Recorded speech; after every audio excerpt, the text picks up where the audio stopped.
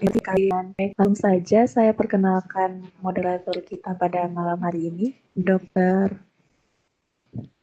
Beni Hartono, SPJP Konsultan, sebagai Senior Konsultan Elektrofisiologi di Rumah Sakit Bina Waluya, Jakarta, dan juga Rumah Sakit Premier Bintaro. Pada Dr. Beni, saya persilakan dengan segala hormat.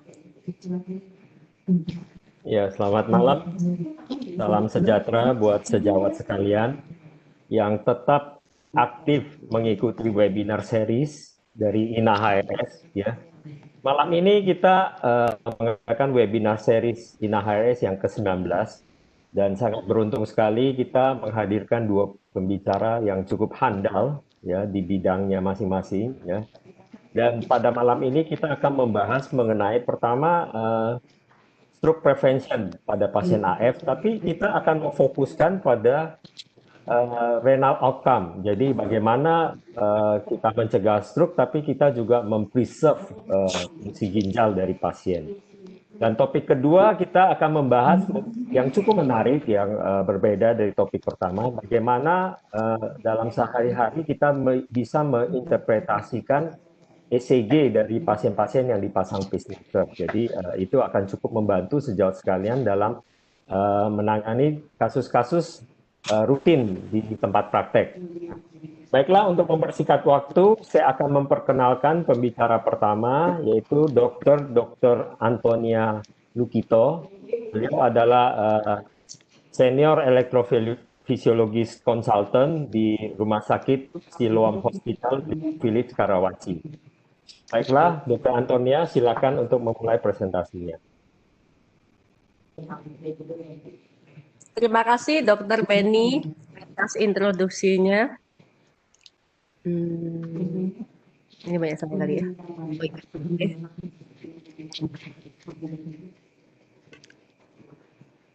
Pada malam ini saya akan sedikit share bagaimana kita memproteksi pasien kita. Sebentar, ini. Saya mau menghilangkan ini, bentar. Ini mau gaya pakai laser pointer ini jadi begini. Bentar ini jadi nggak bisa geser. Oke, sudah hilang. Oke. Bentar ya, saya kembali ke laser pointer dulu. Jadi bagaimana kita melindungi pasien AF kita selain proteksi terhadap stroke? Caranya adalah kita juga memproteksi fungsi ginjalnya. Ya. Jadi sekali tepuk dua nyamuk. Ya. Jadi stroke merupakan problem utama pada pasien dengan AF dengan risiko yang kita ketahui 5 kali lipat daripada pasien yang non AF. Jadi kalau bisa kita prevensi primer adalah yang paling penting karena kalau sudah stroke biasanya sudah terjadi sequelae. Jadi bagaimana kita prevensi primer? Tentu kita harus melakukan diagnosa AF seawal mungkin ya sehingga kita bisa memberikan obat sedini mungkin. Ini adalah gambaran dari faktor risiko dari AF. Yang warna ungu itu artinya faktor risiko yang tidak bisa dimodifikasi, sedangkan yang warna biru itu adalah faktor risiko yang dapat dimodifikasi. Ya. Jadi yang pink itu adalah struktur underlying-nya dan juga comorbidity-nya dan juga related disease yang warna kuning ya. Jadi, saya kalau ketemu dengan pasien saya sejak awal saya selalu melakukan primary prevention ya terhadap jantung, paru, ginjal. Saya selalu tanya, "Bapak, saya mau tanya cita-citanya dulu. Bapak mau cita-cita stroke atau cita-cita jantung atau cita-cita sehat?" Kalau Bapak punya cita-cita sehat, Bapak harus konsekuen ya melakukan pencegahan primer. Kalau tidak, Bapak akan jatuh ke salah satu penyakit yang saya sebut tadi. Ini adalah salah satu cara untuk prevensi primer. Sekarang banyak timbul alat-alat baru atau smart device ya. Berbagai macam, ini bisa lihat di gambarnya, mungkin masing-masing lihat ya. Ini kita mempunyai alat yang mulai dari mobile phone kita sendiri, sampai alat dari jam tangan, sampai alat untuk yang ditekan keluar detak jantungnya, alat yang wireless atau dengan wire, kabel ya, dan juga sampai yang ditanam di bawah kulit hanya untuk mengejar adanya episode AF sehingga pasien kita terhindar dari stroke ya, dengan cara-cara misalnya meraba nadi sendiri dan lain-lain. Itu masing-masing mempunyai sensitivity dan specificity yang masing-masing bervariasi ya. Jadi disesuaikan dengan kondisi yang bagaimana yang lebih mudah. Kita kalau bicara tentang AF tentu kita harus bicara tentang CHA-2-VASc score dan risiko stroke dengan adanya skor ini pada pasien dengan AF ya. Kalau pasiennya belum AF kita tidak bicara CHA-2-VASc score. CHA-2-VASc score sesuai singkatannya terdiri dari CHF, hipertensi, umur lebih dari 75, umur antara 65 74, diabetes, pernah stroke atau TIA atau emboli sistemik yang lainnya ya, dan juga vascular disease lainnya. Berdasarkan CHA-2-VASc score maka kita bisa memperkirakan seseorang itu akan berapa persen kemungkinan stroke per tahunnya. Kemudian kita juga butuh Hasbled score ya, karena sebagai kita memberikan obat pengencer darah, ada risikonya kurang encer atau terlalu encer ya. Itu bisa dilihat dari Hasbled score. Hasbled score terdiri dari singkatannya adalah hipertensi, fungsi ginjal dan liver yang abnormal, stroke, perdarahan, INR yang labil, usia tua, drug atau alkohol ya salah satunya ya. Drug itu maksudnya ada minum obat pengencer darah lain atau obat anti nyeri, anti inflamasi yang lainnya. Jadi dikatakan kalau Hasbled score-nya lebih dari 3, itu risiko bleeding-nya mulai tinggi. Apakah kalau Hasbled score-nya tinggi, lantas kita tidak memberikan obat? Tidak begitu ya, tapi kita lebih hati-hati memonitor ya, karena kalau tidak memberikan, kasihan pasiennya akan menjadi stroke pada suatu saat. Sekarang kita membicarakan oral antikoagulan untuk AF. Dulu kita memakai vitamin K antagonis atau dikenal dengan warfarin.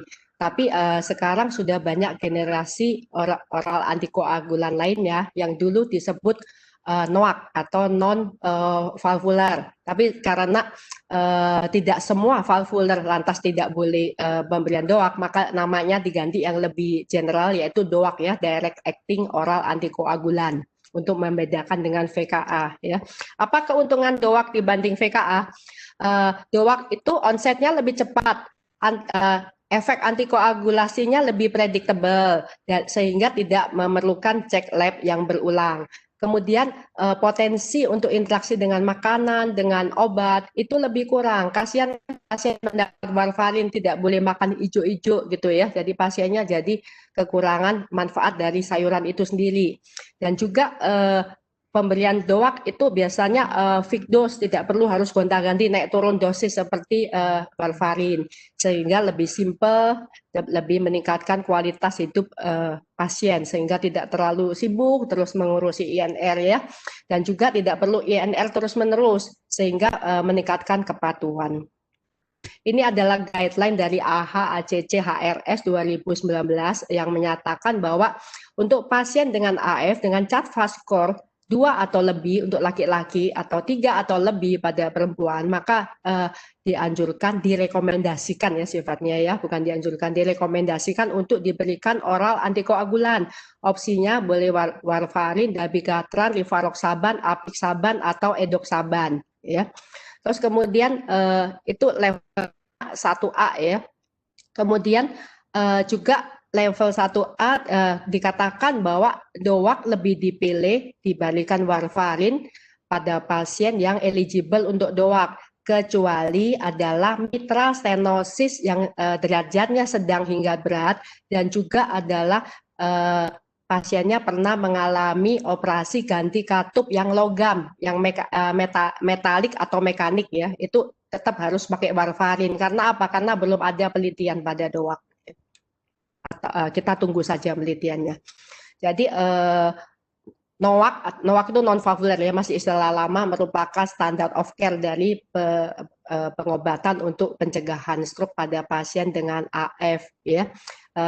Ini dikatakan levelnya 1A, DOAC tadi ya. Terus kalau pasien itu memang memerlukan atau memilih warfarin, itu syaratnya TTR-nya, time range-nya itu harus kalau kurang dari 70 maka harus diubah ke NOAC atau DOAC. Tapi kalau bagus, ada effort pasiennya untuk menyadari INR-nya harus lebih bagus, boleh, tapi levelnya 2A.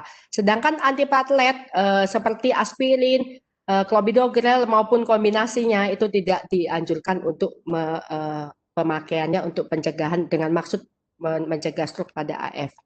Ini adalah berbagai SAPAD yang available di Indonesia ya. Kalau di luar negeri mungkin sudah 5 ya, kita masih 4, tapi sudah cukup lengkap ya. Masing-masing mempunyai keuntungan dan kelemahan masing-masing. Hari ini kita coba fokus pada rivaroxaban. Rivaroxaban itu bukan prodrug, jadi langsung bereaksi. Kemudian bioavailability-nya bagus, 80-100%. Terus kemudian renal clearance-nya hanya 33%, jadi relatif aman untuk ginjal ya, dan lewat liver. Dan pemberiannya 1 kali sehari, simple. Dan juga mempunyai dosis khusus yang diteliti, yaitu untuk pasien dengan gangguan ginjal dengan GFR 30-49 itu dosisnya separuh 15 mili.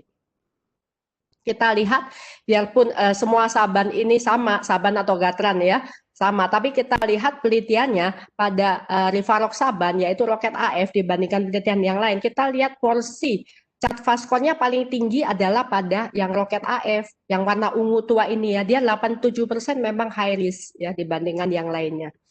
Terus kemudian begitu pula Hasbled skornya ya. Tadi CHA2DS2 skornya paling tinggi, Hasbled skornya juga ini ungu tua ini. Hasbled skornya paling tinggi pada grup rivaroxaban ya. Jadi maka itu kalau ada pasien yang dengan risiko bleeding dan tua ya dengan CHA2DS2 kalau lebih tinggi, coba pikirkan tentang rivaroxaban. Ini adalah penelitian pada khusus pada yang di atas 75 tahun. 75 tahun ke atas itu merupakan 44% ya dari Rocket AF. Jadi kita lihat dibanding dengan warfarin, kalau melihat angkanya saja, risiko stroke-nya lebih tinggi yang warfarin, tetapi secara statistik sama ya, jadi tidak perbedaan. Memang analisa metodologinya adalah non-inferiority ya.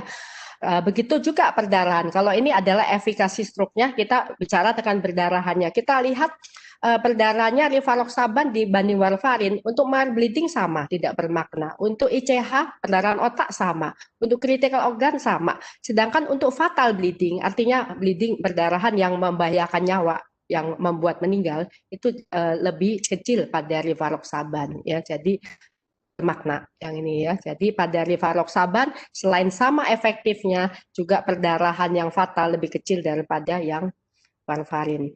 Sekarang kita bicara lebih lanjut kenapa kita harus mengurusin fungsi ginjal pada pasien AF ya.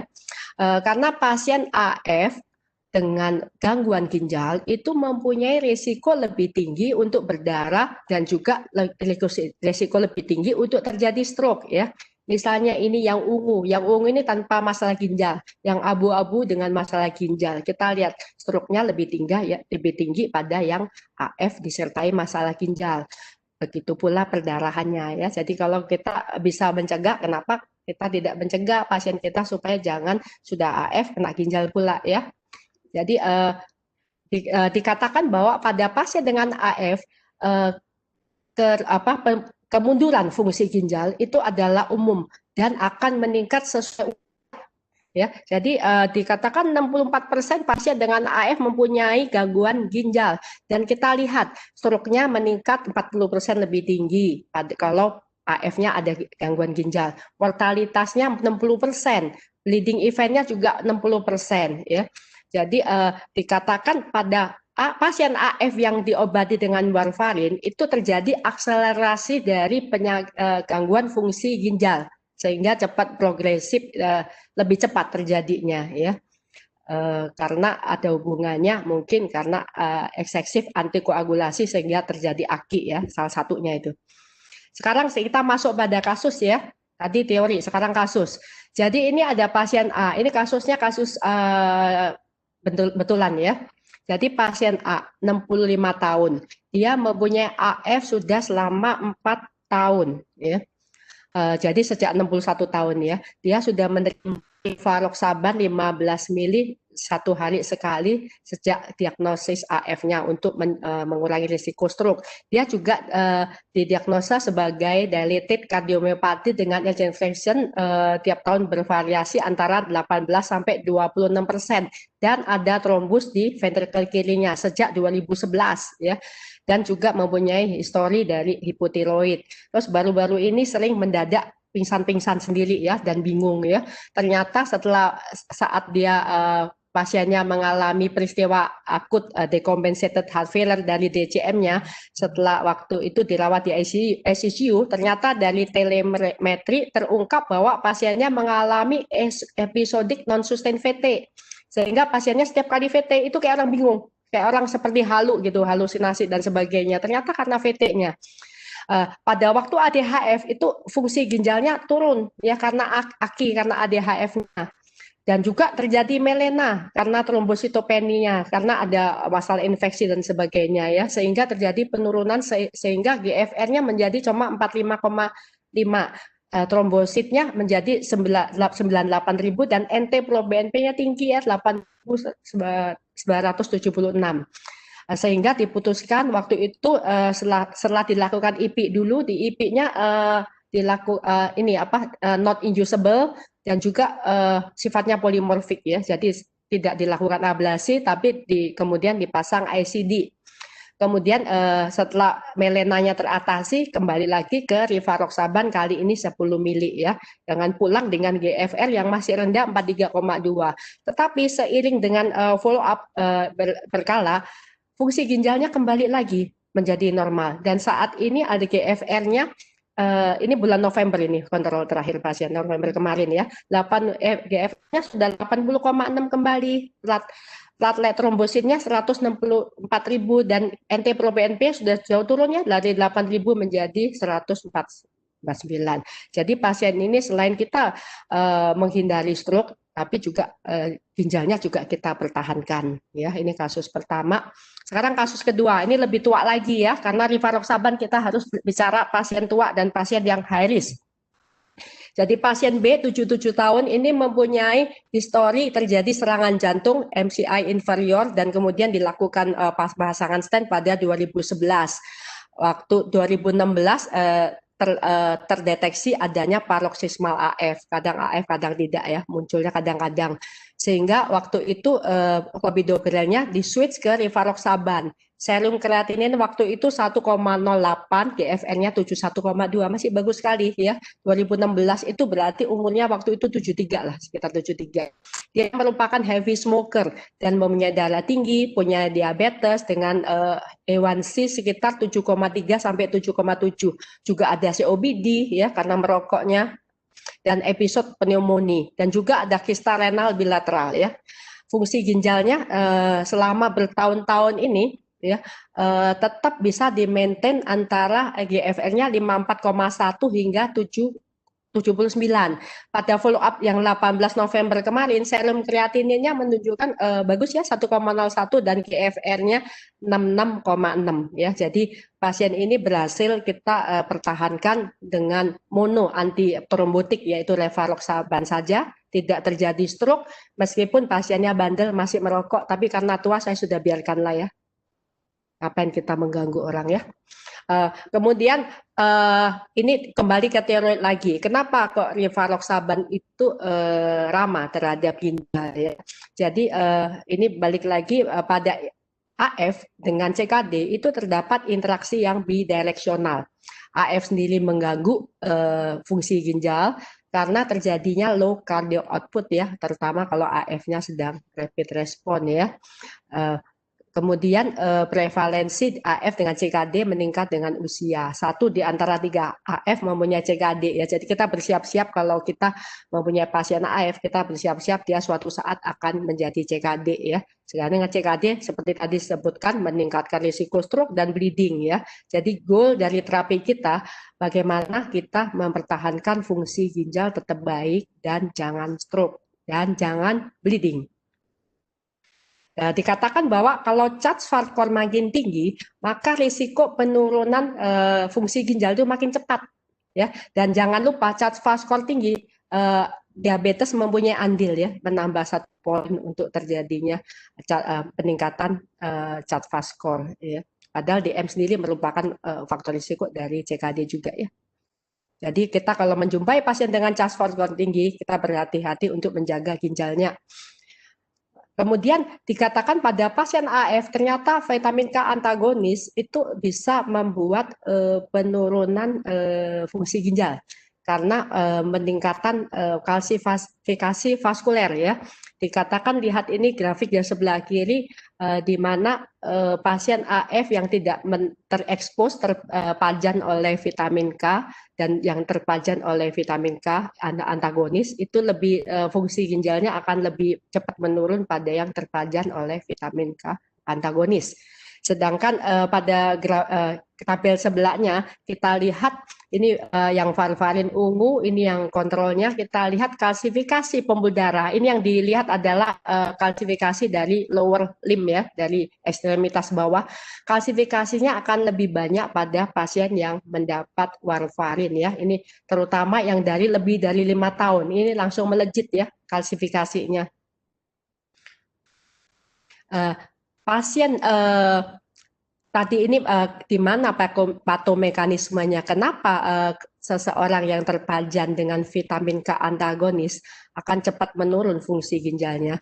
Vitamin K antagonis ini menghambat vitamin K ya, vitamin K dihambat. Sedangkan MGP, matriks gelaprotein ya, itu untuk menjadi yang aktif dari yang tidak aktif itu membutuhkan vitamin K. Sehingga dengan ada vitamin K antagonis ya sehingga MGP-nya menjadi tidak aktif. Padahal MGP ini berfungsi menghambat kalsifikasi yang disebutkan oleh BMP ya, BMP bone morphogenesis. Jadi dengan adanya VKA pemakaian kronis bertahun-tahun, MGP-nya akan lumpuh dan BMP-nya akan merajalela sehingga cepat terjadi kalsifikasi di semua pembuluh darah, termasuk pembuluh darah otak dan pembuluh darah koroner dan kaki dan sebagainya. Ya, ini kita lihat gambaran kalsifikasi oleh karena CKD ya. Ini kalau yang intimal kalsifikasi, ini ada makro yang gede-gede ya kapurnya, atau yang mikro kalsifikasi kecil-kecil. Tapi pada CKD, itu kalsifikasinya di intima media. Itu langsung membuat pembuluh darahnya jadi kaku ya, kehilangan elastisitasnya. Dan menurut penelitian, kalau kalsifikasi banyak, itu angka stroke-nya akan semakin tinggi. Ya, jadi bagaimana kita membandingkan VKA dan DOAC terhadap kalsifikasi. Ternyata VKA tadi teorinya sudah saya sebutkan, sedang DOAC itu ternyata dia mempunyai signaling melalui PAR ya, PAR aktivasi inhibited sehingga menurunkan proliferasi, migrasi, oxidative stress, remodeling sehingga memproteksi terhadap kalsifikasi ya, tidak seperti VKA. Jadi punya efek beyond juga ya DOAC-nya. Jadi 1 menit lagi. Ya, sepertinya sudah mau habis nih slide-nya ya. Jadi kita lihat rivaroxaban ini sebagai summary aja dari tadi. Kalau efek stroke-nya tetap efektif, tapi bleeding-nya terutama yang fatal akan turun ya. Ini adalah jadi rivaroxaban tetap konsisten menjaga keamanan pada pasien yang mempunyai gangguan ginjal. Ini rival ya, rival merupakan studi rivaroxaban yang hubungannya dengan lebih kecil resikonya terjadi AKI atau lebih kecil terjadinya progresi terhadap CKD ya. Ini pada rivaroxaban dibandingkan warfarin. Kita lihat ya, ini semua ya kita lihat. Sebagai summary, rivaroxaban sudah menunjukkan non-inferiority dari warfarin ya. Sedangkan fatal bleeding-nya lebih baik ya, dan juga efikasinya dan safety-nya konsisten pada multimorbid AF seperti heart failure, elderly, dan renal impairment ya. Jadi AF kalau ada gangguan, ini saya kayaknya ulang udah 5 kali ya, terjadi lebih tinggi risiko perdarahan dan stroke ya, peningkatan CHA-4 lebih berhubungan dengan penurunan lebih cepat fungsi ginjal. Guideline menunjukkan bahwa rivaroxaban pada AF itu bisa menurunkan risiko renal outcome. Dan itu dibuktikan dengan rival study yang saya sebutkan. Terima kasih atas perhatiannya. Ya, terima kasih Dr. Antonia atas presentasinya yang cukup komprehensif, dalam, dan membahas materi-materi yang cukup komplit ya, dengan tepat waktu. Terima kasih. Untuk peserta bisa mengajukan pertanyaan setelah sesi kedua ini ya, dengan mengetik pertanyaan di kolom chat ya. Nanti pertanyaan akan saya bacakan untuk ke presenter. Baiklah, untuk mempersingkat waktu, saya akan panggilkan presenter kedua, Dr. Budi Baktijasa. Ya, Dr. Budi Baktijasa ini adalah dokter senior elektrofisiologis di Rumah Sakit Dr. Sutomo, General Hospital Surabaya, dan Premier Hospital Surabaya. Sekarang Dr. Budi menjabat sebagai chairman dari Heart Center dari Dr. Sutomo General Hospital Surabaya. Dr. Budi akan berbicara mengenai ECG interpretation pada pasien dengan pacemaker. Silakan, Dr. Budi.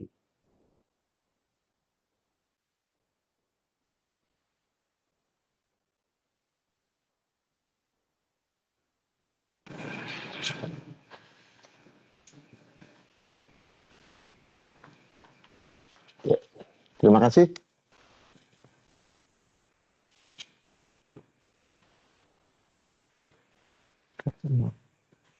Bentar. Unmute-nya nggak bisa ya? Saya nggak bisa unmute. Udah unmute. Dokter udah unmute. Sudah bisa, dengar? Iya, udah. Oke. Terima kasih, Dr. Benny. Saya coba akan mematikan materi mengenai how to interpret ECG pada pasien dengan pacemaker. Kita tahu pada pacemaker ada beberapa tipe, single chamber, di mana itu lead-nya hanya pada pada ventricle atau atrium. Kemudian dual chamber, di mana lead-nya dipasang pada atrium dan ventricle.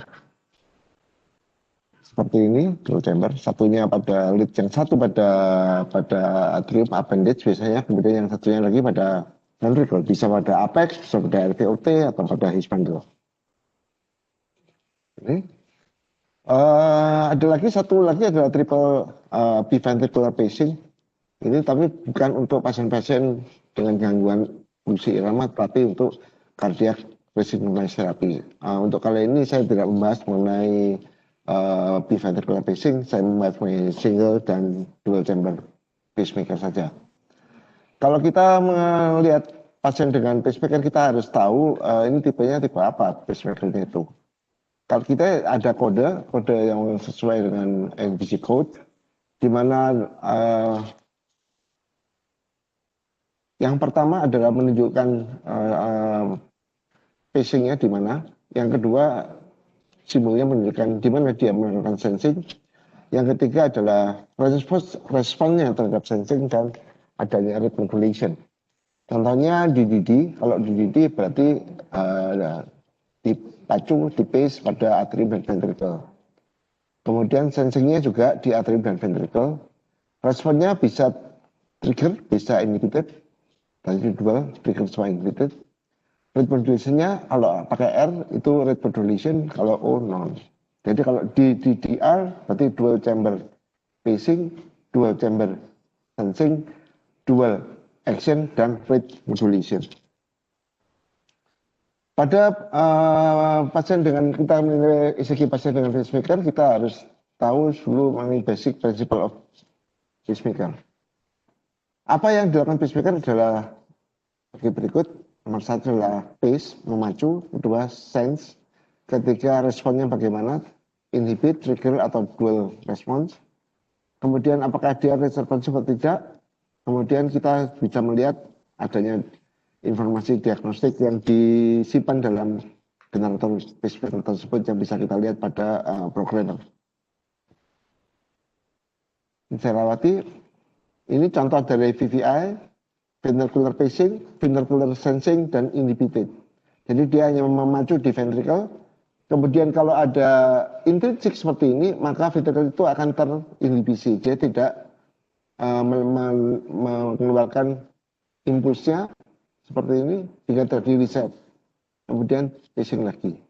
Tiap kali ada intrinsik, dia akan reset. Artinya reset itu dia akan mengindra suatu intrinsik, kemudian dia hitung dari sini kira-kira berapa intervalnya sesuai dengan yang kita programkan. Kalau 60 kali per menit berarti intervalnya adalah sekitar 1000 milisecond.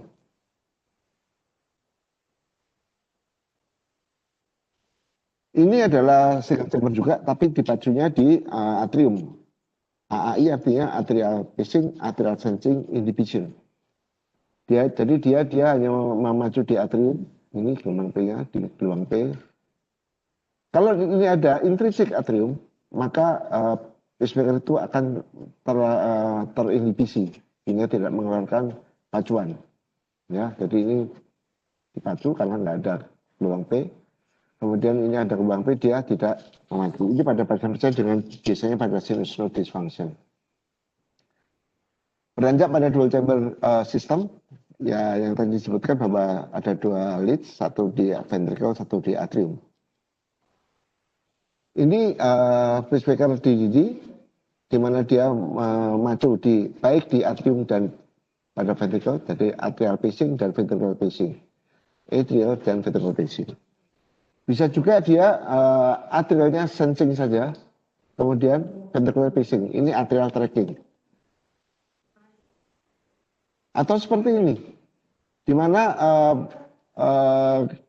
ini adalah irama intrinsik dari penderita yang melebihi dari lower rate-nya 60, ini rate-nya sekitar kira-kira 70, maka pacemaker itu akan diam, tidak mengeluarkan pacing sama sekali, jadi atrial sensing dan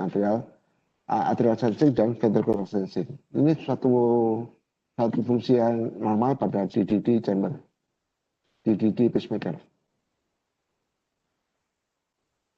Kalau ini adalah DDD juga, di mana dia pace di atrium, sense di ventricle, pace di atrium, sense di ventricle. Jadi atrial pacing, ventricular sensing.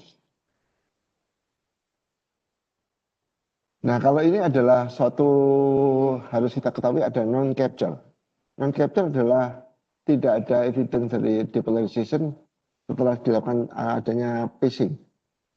Ini adalah satu spike, maaf, balik. Ini adalah suatu spike dari artinya pemacuan dari pacemaker. Kemudian ini ada suatu gelombang P, dan ini spike dan gelombang TRS. Jadi ini atrial pacing, ventricular pacing, atrial pacing, ventricular pacing. Pada saat ini ada suatu spike di sini, tapi tidak ada gambaran ECG, depolarisasi atriumnya nggak tampak. Maka ini disebut loss capture dari sistem DDD pada atrium. Jadi loss capture dari atrial pacing. Kalau no output itu sebetulnya dia tidak ada artefaknya. Jadi jarumnya nggak kelihatan mestinya. Tapi ini agak clear ya, ini ada spike. Cuman ini ECG rate kurang dari lower rate yang dilihatkan. Ini atrial pacing kan. Harusnya ini nggak ada spike. Nggak ada spike dan tidak ada gelombang P mestinya begitu. Nah, mengenai fusion beat. Fusion beat itu adalah kombinasi antara intrinsic beat dan pace beat. Ini kalau kita melakukan suatu program pacemaker dekat-dekat dengan irama intrinsik dari penderita. Jadi ini fusion beat itu intrinsik dan pacing beatnya berbenturan. Seperti ini. Ini yang pacing yang betulan. ini yang intrinsik. Di sini ada suatu spike dari pacemaker, tapi bentuknya tidak seperti intrinsik, tidak seperti pacemaker rhythm. Ini adalah suatu ventricular fusion. Ini juga ada seperti ini, tapi bentuknya tidak sama dengan ventricular fusion. Ini disebut pseudo fusion beats.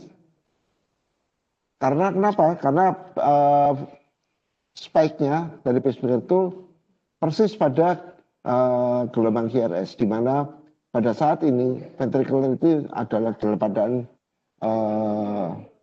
refractory period, sehingga walaupun dilakukan pacing di situ, maka tidak akan timbul pemacuan dari pacemaker. Ini pseudo fusion. Sensing, kita harus tahu sensing itu adalah kemampuan suatu pacemaker untuk melihat apakah ada intrinsik depolarisasi apa tidak. Kalau kita bayangkan, kalau sensitivitas itu makin sensitif, itu dia bisa melihat lebih dari lebih peka daripada sensitivitas yang lebih tidak peka. Kalau kita melihat, kalau kita membuat pacemaker itu lebih sensitif, itu artinya sensitivity-nya, number-nya dikurangi, direndahkan. Misalnya, kalau sensitivity 5 mV, itu lebih tidak peka dibandingkan sensitivity 2 mV. Jadi, kalau 5 mV itu seperti ini, yang pagar yang tinggi ini, kalau 2 mV, pagarnya rendah. Kalau sensitivity itu direndahkan numbernya, maka dia akan melihat pohon ini atau intrinsiknya akan lebih jelas daripada kalau sensitivitasnya itu dikurangi dengan meningkatkan nomor sensitivitas yang kita lihat di program.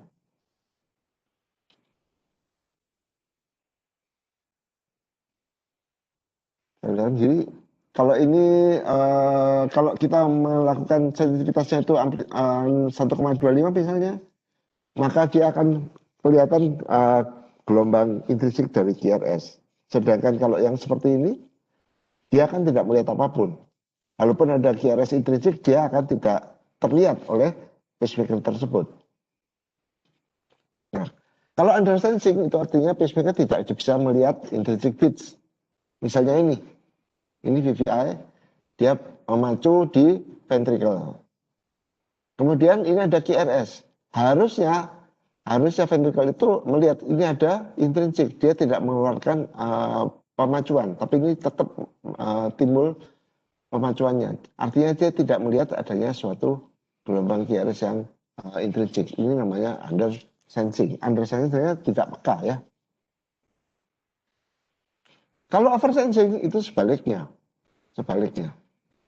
Ini diprogram sekitar 60. Kemudian ini ada gelombang QRS. Mestinya di sini harus ada pemacuan lagi.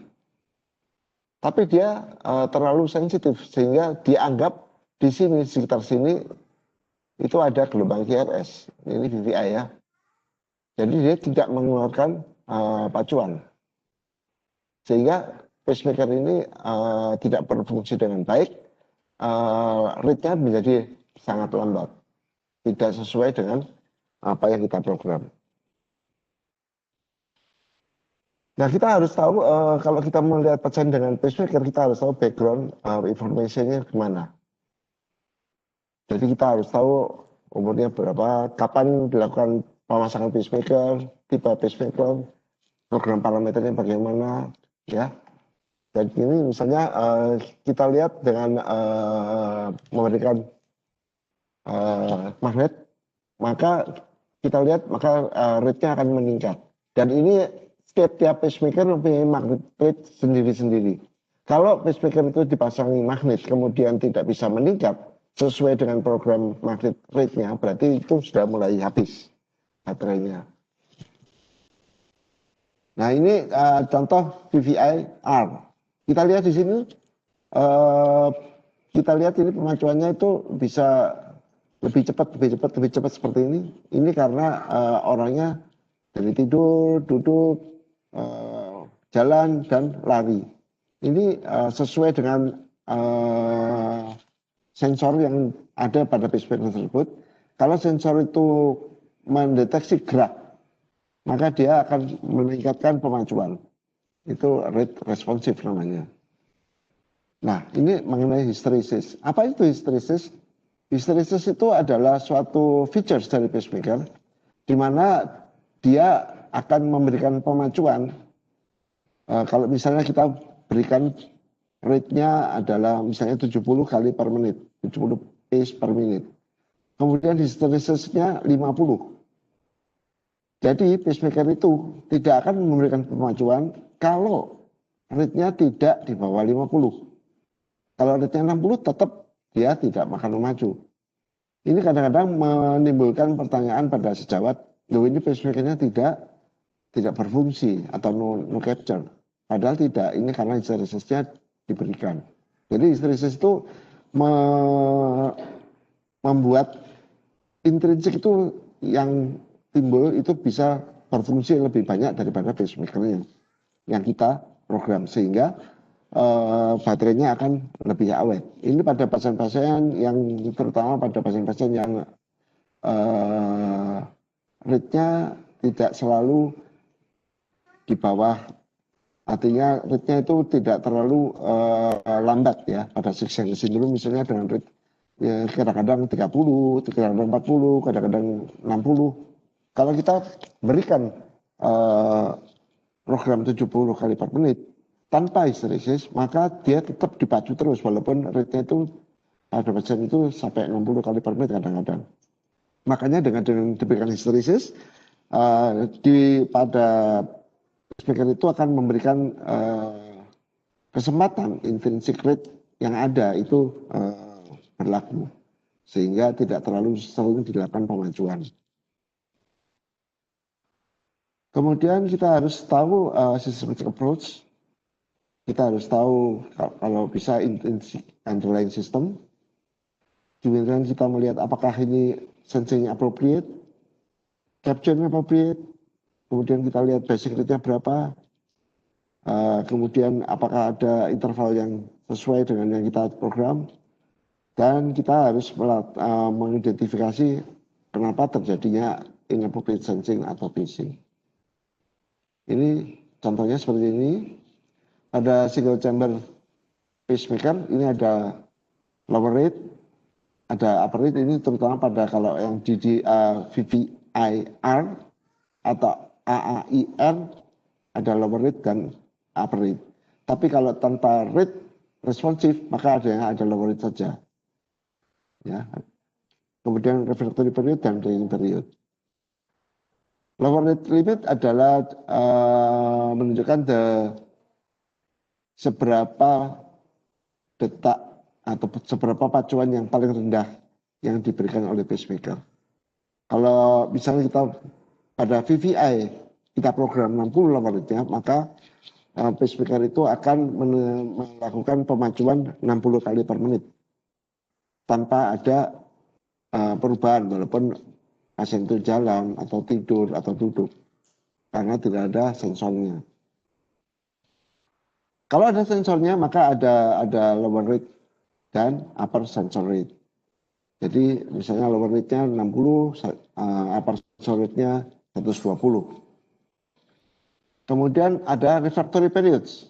Pada refractory period, pacemaker itu tidak akan merespon adanya satu intrinsic signal. Ya, ini dapat diprogram. Ada absolute refractory period, ada blanking period. Yang blanking period itu merupakan refractory period yang relatif. Ya. Maaf Dokter Budi, 5 menit lagi dok. Mungkin Waduh, masih banyak ya? Yang di case nya. Teruskan aja ya. Iya. Ini aja. Oke. Ini contohnya seperti ini. Ini single chamber pacemaker, PVI. Kita lihat di sini. Kira-kira ini kenapa ini? Ini ada intrinsic 2, kemudian ada pemacuan seperti ini. Ini kira-kira apa ya? Kalau kita lihat ini adalah VVI aja, normal capture dan normal sensing. Kalau ini sama VVI rate-nya 70. Kita lihat di sini intrinsik saja ya kelihatan. Ini rate-nya adalah sekitar berapa? 70 juga ya. Maka ini VVI normal sensing. Capture-nya nggak kelihatan karena dia ada QRS terus. Kalau ini bagaimana? Ini adalah suatu VVI juga dengan rate-nya 70 kali per menit. Kalau kita melihat di sini, ini intrinsik, kemudian kalau ini tidak tapak intrinsiknya, maka terjadi pemacuan. Ya, jadi ini adalah VVI, normal capture, dan sensing. Ini salah satu gambaran pacemaker VVI.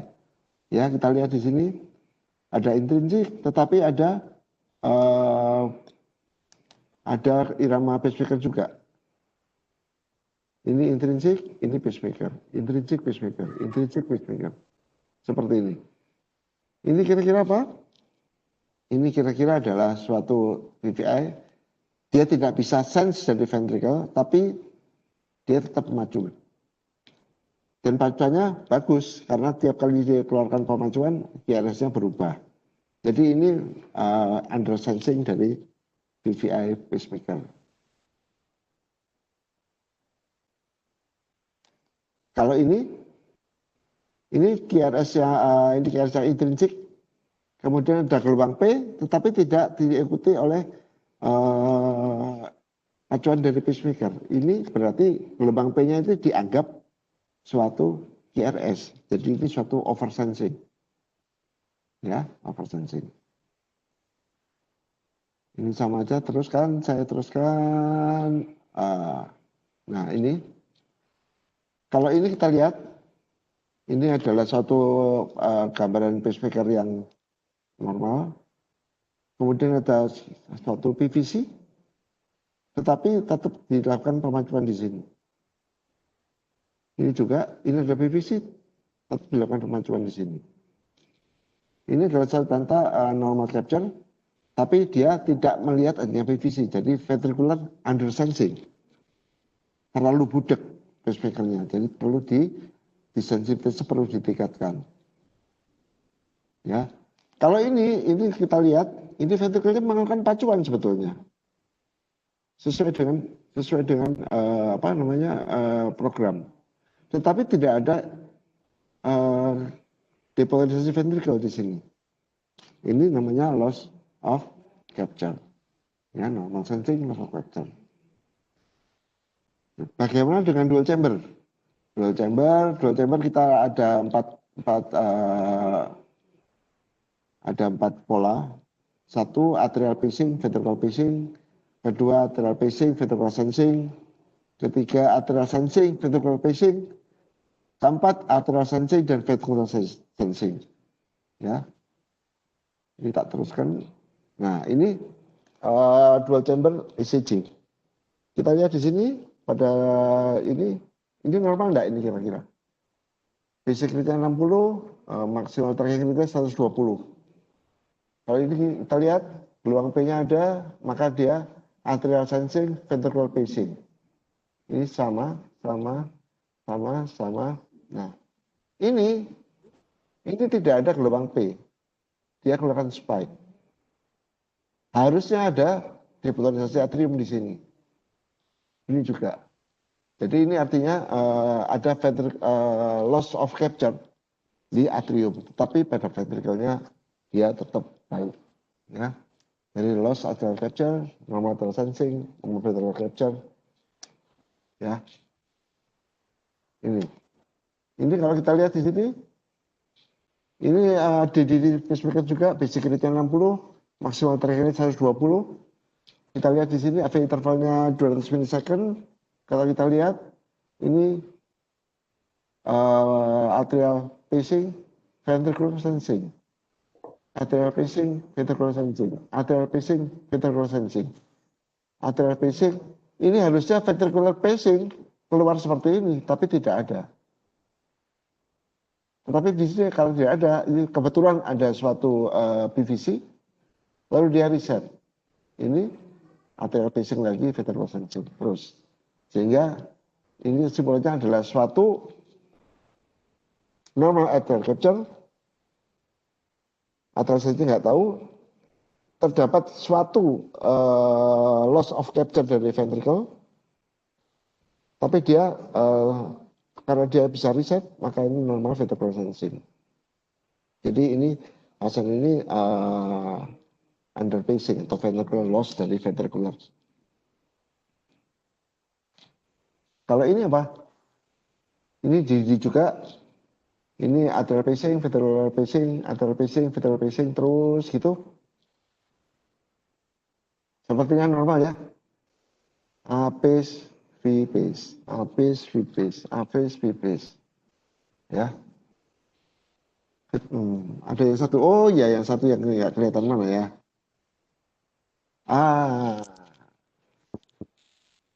Maaf dok, waktunya 2 menit lagi dok. Iya. Jadi ini arterial capture, one bit showing ventricular loss arterial capture. Satu aja yang kelihatan ini pada. Kalau ini adalah juga DDD pacemaker, tapi dia tidak bisa sensing dari ventricle di pada ini kompleks yang ke-1, 2, 3, 4, 5 ya. Jadi normal arterial capture, normal arterial sensing, normal ventricular capture, 2 bit ventricular loss of capture ya. Ada dua ini. 1, 2. Kenapa kalau dia ventricular capture tidak bisa memacu? Karena jatuh pada refractory periods ya, sehingga ini dikatakan ini ventricular undersensing. Mestinya tidak keluar spike di sini karena ada intrinsik. Ini seperti itu lagi. Ini kita lihat, ini adalah suatu basic rate-nya 100, basic rate 60, maksimal targetnya 120. Ini kira-kira juga 120-an. Tapi ini lama-lama tambah cepat. Akhirnya ini terjadi 21 blok. Jadi kalau kita ada dual chamber pacemaker, kemudian terjadi suatu rate yang melebihi dari yang maksimal target rate, akan pacemaker itu akan melakukan 21 blok. Ini akhirnya lebih cepat ya. 21 blok kemudian akan kembali normal kalau ya seperti itu. Ya. Saya kira itu aja, Dr. Benny. Terima kasih. Saya nggak punya banyak waktu untuk bisa menerangkan secara. Oke, terima itu. kasih Ya. Dr. Budi Bakti.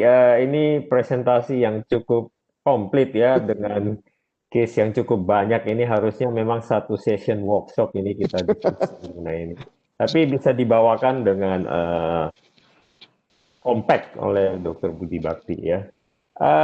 Ya, terima kasih sejawat sekalian. Ya, baiklah, pada sesi ini adalah sesi diskusi ya. Mungkin saya akan ada beberapa pertanyaan udah dari peserta ya. Saya akan bacakan. Pertama pertanyaan ke Dr. Antonia. Dr. Antonia, ini ada pertanyaan dari Dr. Aziza ya. Beliau menanyakan pada semua pasien AF bila tanpa disertai stroke harus kita berikan antikoagulan oral. Apakah memang pasien yang tanpa stroke harus kita berikan antikoagulan oral? Jika tidak, kapan waktu terbaik kita berikan antikoagulan oral pada pasien AF? Ya, jadi mungkin Dr. Antonia bisa memberikan tanggapan. Terima kasih. Ini pertanyaan yang bagus sekali. Jadi pemberian oral antikoagulan atau dengan tujuan pencegahan stroke ya. Jadi kalau sudah pernah stroke itu kita namanya melakukan pencegahan sekunder. Tapi kalau belum stroke, asal cat vaskornya memenuhi, yang tadi kalau laki-laki cat vaskor lebih dari atau sama dengan 2, kalau perempuan cat vaskor lebih dari atau sama dengan 3, maka pasien ini sudah direkomendasikan diberikan oral antikoagulan ya, meskipun belum pernah stroke. Karena kita tahu stroke itu penyakit yang sangat mengganggu produktivitas ya. Jadi kualitas hidup pasiennya langsung menurun. Jadi kita tidak, kalau kita menunggu stroke baru bertindak itu akan terlambat buat pasiennya. Demikian. Oke, terima kasih Dokter Antonia. Jadi kita harus melihat restratifikasi ya dok ya dengan cat fast score itu ya dok ya. Ya. Eh, saya lanjutkan, ada pertanyaan lagi buat Dokter Antonia.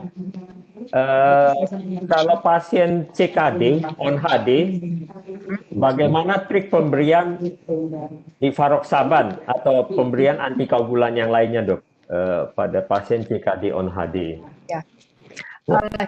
Hingga saat ini belum ada satupun obat yang dilakukan oral antikoagulan dilakukan pada pasien yang sudah sedang HD. Biasanya pada pasien yang sedang HD, pada saat HD itu sudah diberikan heparin. Heparin ya. Sudah ada heparinnya, jadi otomatis sudah mendapat antikoagulan yang intravena malahan ya. Jadi tapi tergantung juga sih kalau pasiennya sudah CKD on HD terus mengalami stroke berulang, mungkin kita bisa memberikan ya meskipun off label use ya. Tergantung dengan case by case. Makasih. Oke, terima kasih dok. Namun saya teruskan aja, saya tanya juga ke Dokter Antonia. Boleh. Ya, maksudnya biar peserta lain tahu dok, kalau pemberian NOAC ini atau DOAC ini itu sampai EGFR berapa dok yang diperkenankan dok?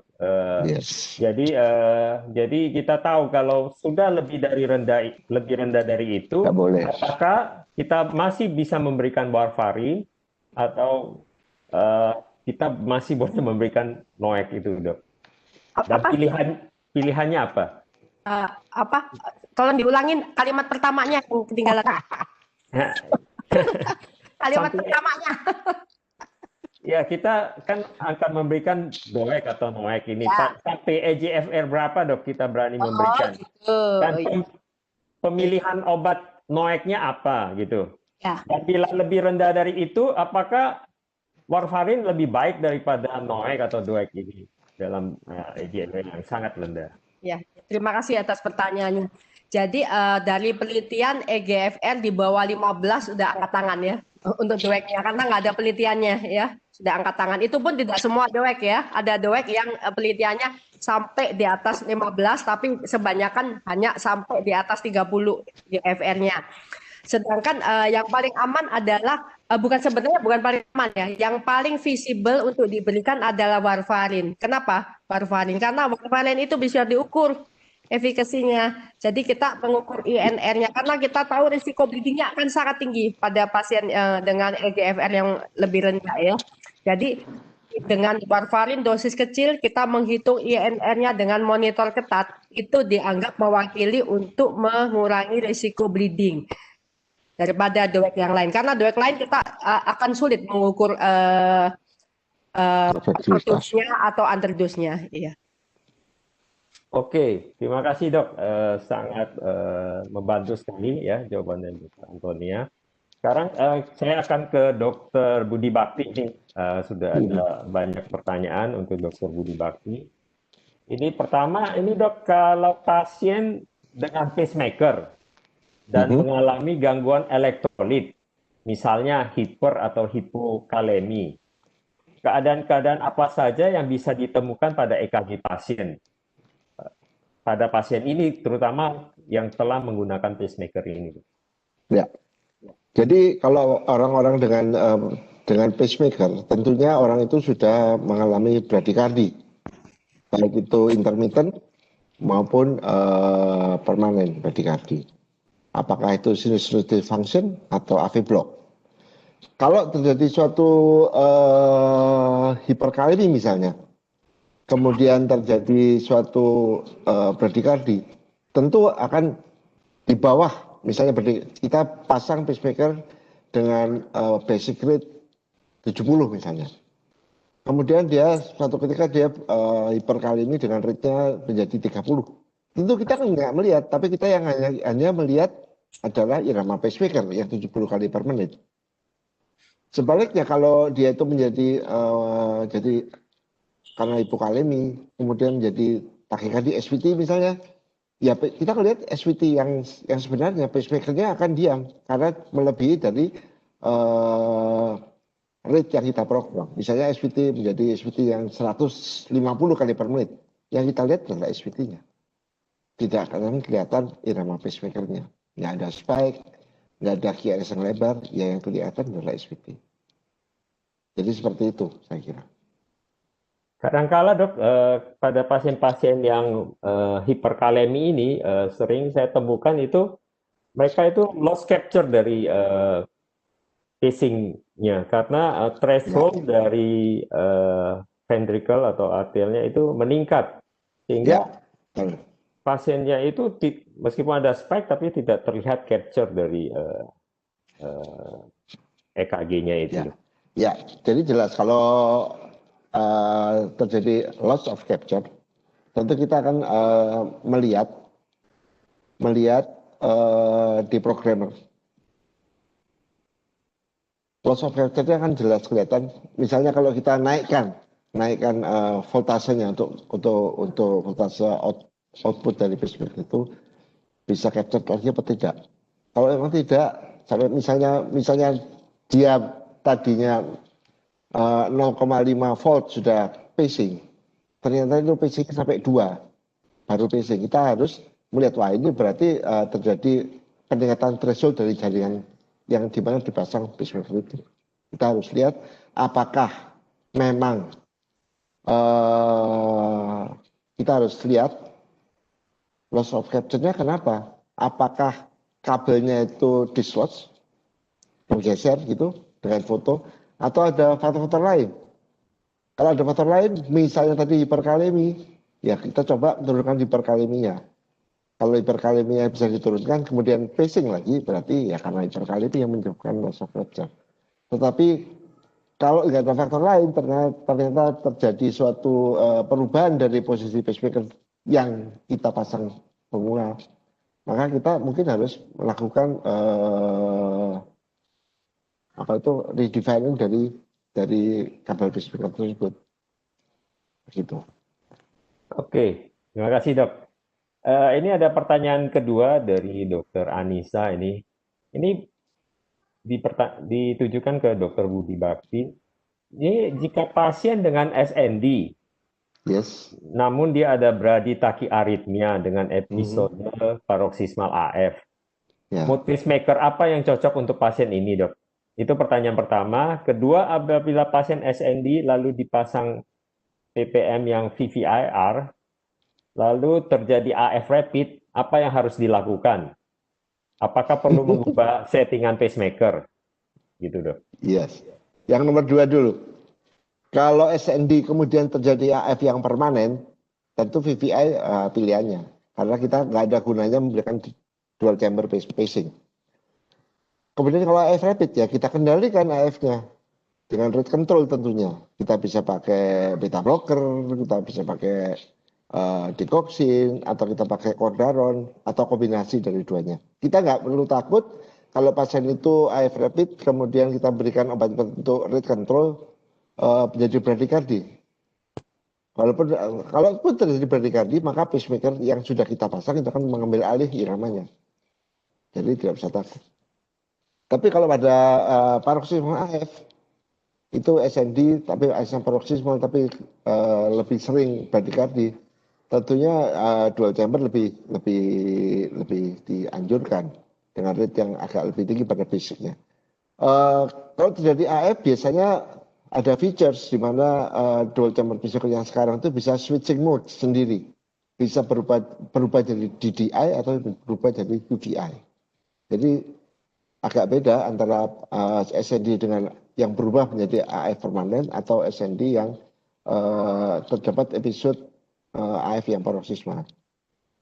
Dan jangan lupa kalau jadi AF paroksismal pada pasien yang SND ya kita tetap harus memberikan pencegahan dari stroke dengan memberikan DOAC yang seperti yang disebutkan oleh Dr. Antonia. Karena paroksismal AF maupun permanen AF itu risiko stroke-nya sama. Ya Ben ya. Oke, terima kasih dokter. Nah kebetulan menyambung pernyataan dokter Budi Bakti nih, ini juga ada pertanyaan dari peserta ini cukup menarik nih untuk Dokter Antonia ya. Jadi pada paroksismal AF yang kurang dari 48 jam, wah ini 48 jam, mungkin kurang dari 5 menit lah, kurang dari 1 hari. Apakah penggunaan antikoagulan itu diwajibkan gitu dok? Atau harus diberikan minimal durasinya berapa gitu? Apa ada begitu dok?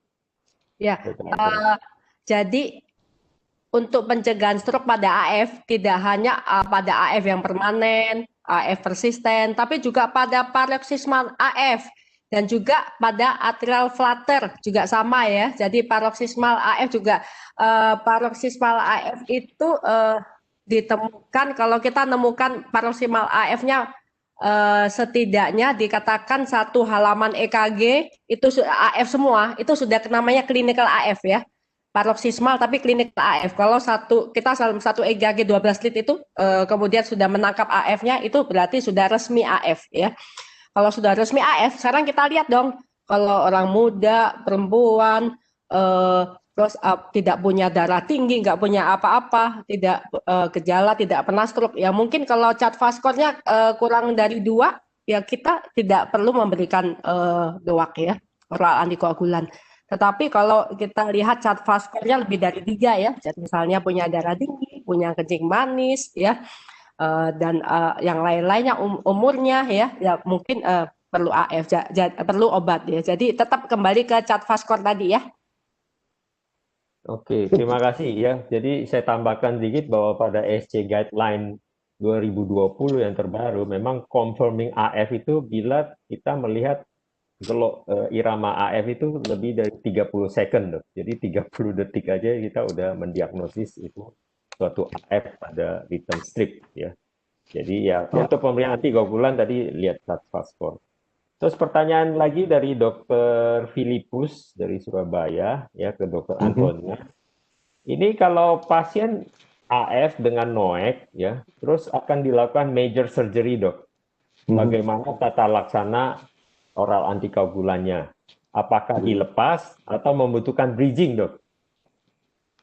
Oke, saya tadi untung sudah ngintip chatnya ya, jadi saya sudah menyiapkan pertanyaannya ini. Saya mencari slide yang saya buat sendiri, bukan saya mencari slide yang saya buat. Jadi bagaimana cara kita stopping dan reinitiation dari oral antikoagulan pada elective surgery. Kalau tidak elective, sito sudah nggak usah dibahas lagi ya. Nah, namanya sito ya harus menyelamatkan nyawa tetap dilakukan, bagaimanapun risiko perdarahan.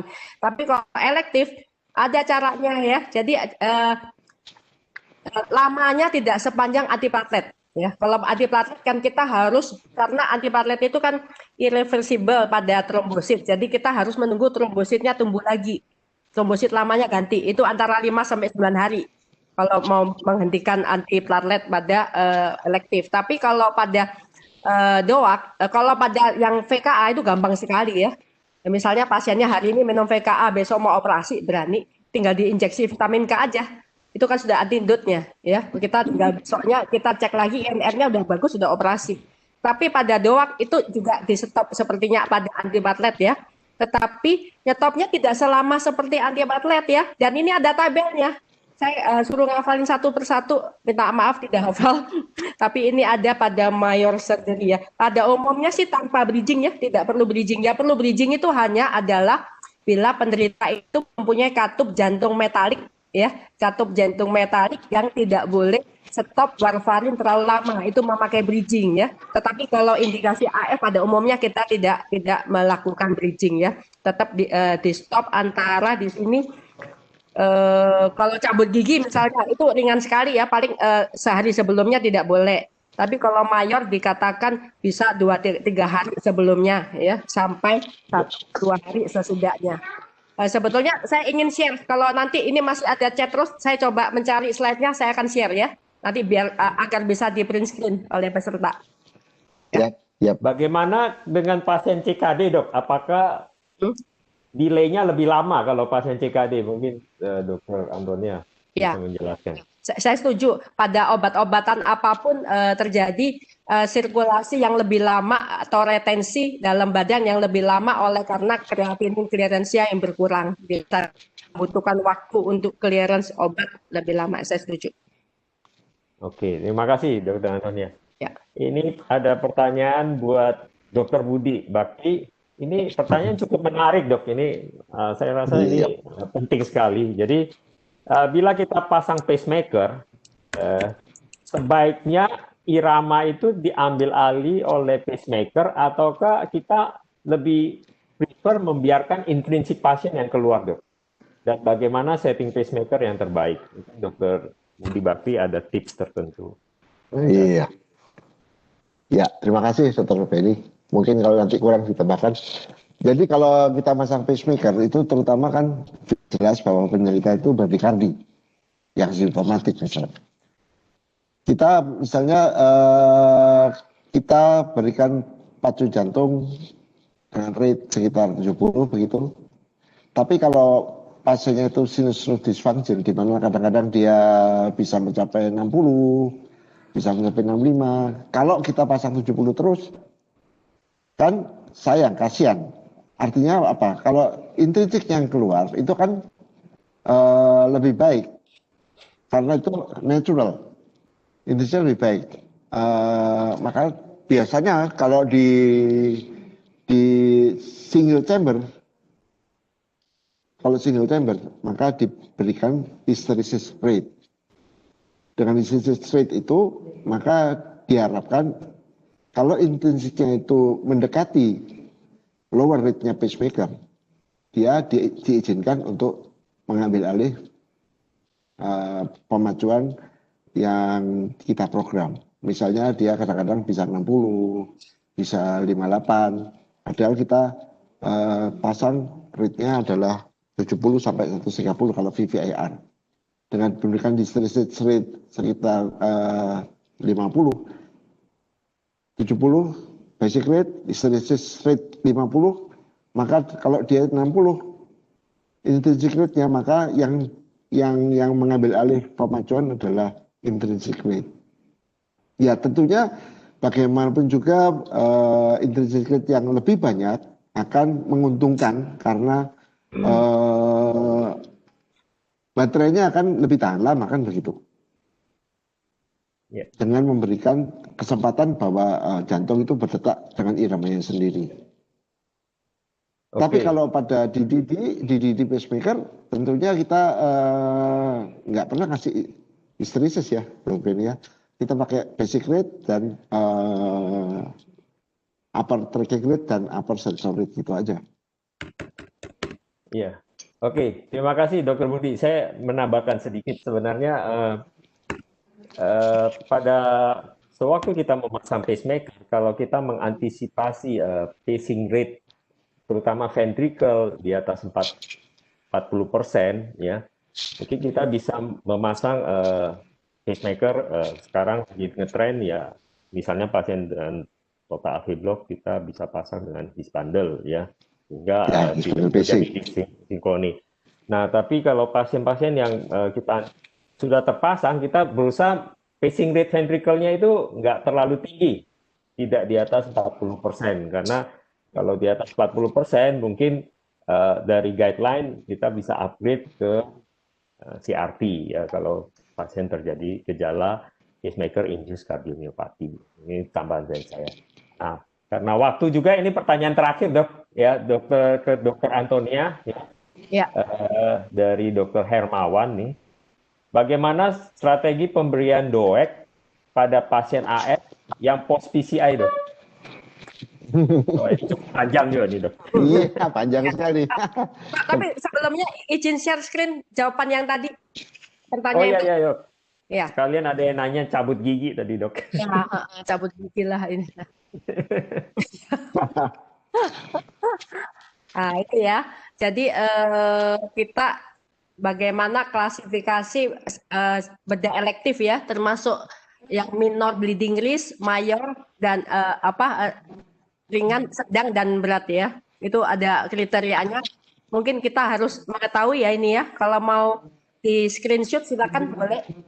masing-masing screenshot supaya kita tahu apa yang disebut dengan beda minor, beda mayor ya. Itu ada di sini. Tadi kalau sudah saya ganti slide ya. Slide berikutnya adalah stopping rule-nya. Jadi kita stopping dan reinitiation ini oral antikoagulan. Kalau tadi mayor ya pertanyaannya, mayor misalnya kita anggap sebagai high bleeding risk. Ini tergantung ini obatnya apa ini ya. Setelah tergantung obatnya apa, kan ada yang 2 kali, ada yang sekali. Misalnya hari ini kita pakai rivaroxaban ya. Rivaroxaban tergantung juga pasiennya biasanya makan pagi atau malam. Ada pasien malam biasanya ya, malam. Kemudian ini day of surgery-nya, jadi cukup di stop 1, 2, 3 ya. Pada hari ketiga adalah hari operasinya ya, tidak ada bridging ya. Kemudian setelah operasi ditanyakan, biasanya saya tanyakan ke berbeda apakah sudah aman untuk diberikan keesokan harinya atau hari itu juga, tergantung risiko. Misalnya pada ortopedi itu malah biasanya lebih cepat lebih baik. Ya, mereka sendiri sudah biasa habis operasi langsung memberikan oral antikoagulan juga ya. Jadi ini boleh di screenshot untuk kegunaan sehari-hari. Ini saya ambil dari ESC. Terus pertanyaan tadi apa? Yang cabut gigi ya tadi ya? Cabut gigi berarti minor ya. Minor berarti di stop cukup misalnya kalau ini sih cuma stopnya pada hari H saja ya kalau cabut gigi. Tergantung sih biasanya kalau Graham yang operasi gigi pakai implan dan sebagainya itu mungkin lebih amannya di stop 1-2 hari sebelumnya. Tapi kalau cabut gigi bagian non Graham gitu ya mungkin hari H aja ya. Terus ini dalam kurung maksudnya kalau dia minumnya pagi di stop paginya ya dan sebagainya ini ya yang 2 kali dianggap oleh paginya. Tapi dokter gigi suka takut dok suruh stop 5 hari. Iya, 5 hari. Boleh. Oh ya, Iya. yang satu dari dokter gigi itu ya, yang saya selalu bilang, dok kalau mau cabutnya sekaligus. Jangan sampai menyuruh pasien saya cabutnya seminggu sekali. Itu menyusahkan dan membahayakan pasien. Kalau mau memang tidak bisa cabut sekali, cabutlah sebulan sekali. Itu baru boleh. Karena kita stopnya tidak terlalu banyak ya. Kalau seminggu sekali stop, waduh. Jadi kacau balau ya. Nanti sudah selesai cabut giginya cakep, orangnya stroke. Ya. Oke, saya stop share dulu. Mana stop share? Oke. Pertanyaan tadi apa? Yang berikutnya? PCI. Oh, apa PCI? Aduh. PCI itu sebenarnya guideline-nya sudah ada ya, guideline yang terbaru. Jadi kita sekarang juga sudah mulai lagi trendingnya, lagi hitsnya memakai kalau pasien sudah jelas ada AF, kita hendaknya memakai stent yang mempunyai high bleed, stent yang ditujukan ditargetkan pada pasien yang memiliki high bleeding risk. Karena pada pasien AF kan memerlukan oral antikoagulan. Sekarang sudah banyak stent generasi baru yang mengklaim dirinya adalah paling cocok untuk pasien dengan high bleeding risk ya. Kalau kadang-kadang hanya perlu DAPT-nya itu perlu hanya sebulan ya yang baru. Nanti sisanya adalah salah satu itu biasanya kita utamakan yang P2Y12 inhibitor ya, bukan yang aspirin ya. Nah, itu P2Y12 inhibitor itu bisa clopidogrel, bisa Tika ya. Kalau high bleeding risk kita biasanya pakai clopidogrel. Jadi clopidogrel dengan DOAC itu dikombinasikan. Pada waktu 1 bulan pertama, kalau pasiennya tidak amat sangat high bleeding risk-nya, itu tetap dianjurkan minimal adalah 1 bulan ya. 1 bulan untuk triple antitrombotik. Itu isinya 1 antikoagulan dan dual antiplatelet. Setelah sebulan tinggal dual antitrombotik isinya 1 antikoagulan dan 1 antiplatelet. Biasanya clopidogrel. Demikian. Oke. Ya. Terima kasih Dr. Antonia dan Dr. Budi. Karena waktu juga yang memisahkan kita ya, maka saya sedikit mensummary-kan apa yang sudah dibicarakan oleh Dr. Antonia dan Dr. Budi bahwa penanganan pasien AF itu ya kita ingat mantra terbaru dari ESC 2020 yaitu CC to ABC ya. ABC itu yang avoid stroke, B-nya better symptom control dan comorbidity itu penting ya tadi apakah dia ada sleep apnea, obesitas dan sebagainya harus kita tangani. Dan pemberian antikoagulan itu harus berdasarkan chart Fastor, risk score-nya. Dan tadi dikemukakan Dr. Antonia bahwa pada pasien-pasien dengan AF dengan fungsi ginjal yang moderate, penurunan moderate, ya kita bisa memberikan rivaroxaban yang ternyata pada studi renal outcome itu memberikan efek yang baik ya dok ya dibandingkan dengan warfarin. Ya. Terus mengenai EKG pada pasien-pasien pacemaker tadi dijelaskan secara komprehensif oleh Dr. Budi Bakti ya, saya tidak perlu mengulang ya, tapi paling penting pada pembacaan EKG kita harus mengenal ada spike ya, kita harus mengenal sensingnya, capture-nya, sehingga kita bisa menginterpretasi EKG itu dengan lebih baik ya. Kalau ingin lebih jelas ya mungkin INAH-RS di kesempatan berikutnya akan mengadakan workshop mengenai EKG, termasuk EKG pada pasien-pasien dengan pacemaker ini. Ya, baiklah saya akan berikan waktunya pada Dr. Farha untuk menutup sesi webinar pada hari ini. Terima kasih kami ucap kepada Dr. Beni Hartono, SPJP Konsultan sebagai moderator, Dr. Budi Bakti Jasa, SPJP Konsultan, dan Dr. Antonia, SPJP Konsultan atas waktu dan ilmu ini. Untuk webinar minggu depan dapat dilihat on screen masing-masing peserta.